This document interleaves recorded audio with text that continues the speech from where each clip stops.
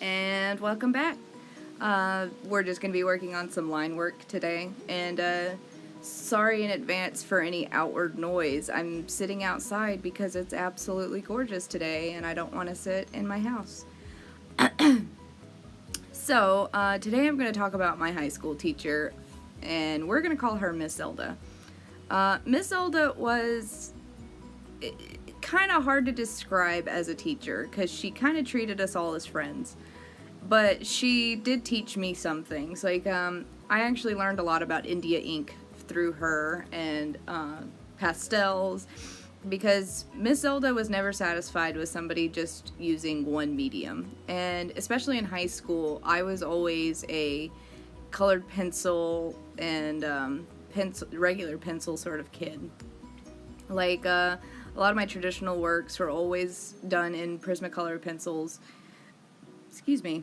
And but she always wanted people to try new things, and she pushed and pushed. And as a kid, I thought, no, I'm good at this, I'm gonna do this. But as an adult, actually thinking about it, I actually do appreciate that advice she gave me, because now I try and dabble in watercolor and acrylics and pastels, and it's I remember those things from high school.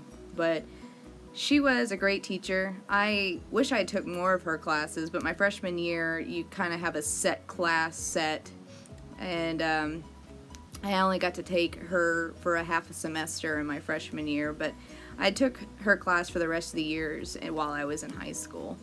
And one story in particular that really stands out to me, which is super funny, is our Art on the Green, which is what we hosted for school to raise money for our art club. And I was the treasurer. My friend Emily was the president. And it was supposed to start very early in the morning, and it was going to be all day. We got excused from our classes for it, and but we had to work it. Well, the night before was my friend's 18th birthday, and we took him out dancing at our local club that had a college night on Thursdays. And on top of that, I didn't get any sleep because I had a paper due for English class, and I needed to finish it. And I remember I was up until 5 in the morning. And so, and then my friend Emily came and picked me up at 6:30. And so we had this Art on the Green festival where we're showing off artwork and doing games and stuff. And at one point I just looked over at Emily and said, if I don't sit down, I think I'm going to faint. So she put me in charge of drinks. Except the problem was I was so tired and exhausted from my night before that I just kind of fell asleep. And I missed out on so many things. My art teacher came by and was just like, what is she doing? And Emily had to explain to her that I was up all night doing an English paper. But, Miss Zelda was kind of cool in the sense that if her kids were tired, she kind of understood that life is stressful, especially in high school sometimes. Granted, as an adult, high school was easy, but we don't have anything to to compare it to. So she let me just sleep on the cooler. And anytime somebody needed a drink, she would just move my head and open the cooler up. But she was such a great teacher, and we had a very successful Art on the Green festival that year.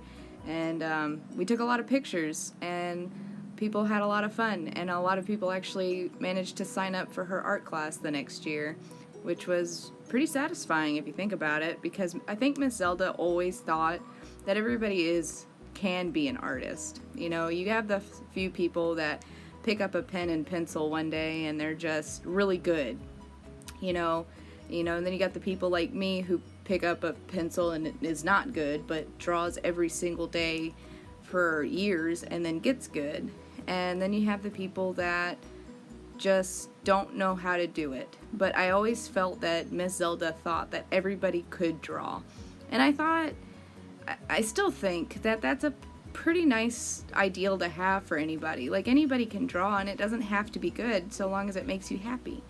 And that was one of her mantras: draw what makes you happy. And so I kept that with me even to this day. I still just draw what makes me happy. I used to try and do the whole draw what makes you popular or draw what makes you, unique, but honestly, drawing what makes you happy just makes drawing that much better. So, she taught me a lot, and I wish that I had appreciated her more while I was in high school. But, I can't think like that. Anyway, thanks for watching. That's about it for this video. Just finishing up the line work, as you can see. I did miss her eye, but that'll get fixed up post-edit. But, thanks again for watching, and if you like this kind of content, go ahead and hit the like and subscribe button. I plan on doing these quite a bit. They're pretty easy to knock out on my downtime. And leave a comment. You can always ask me anything. I've had a lot of stories. So, yeah. I'm going to go ahead and leave that there and let the drawing finish up. Stay curious.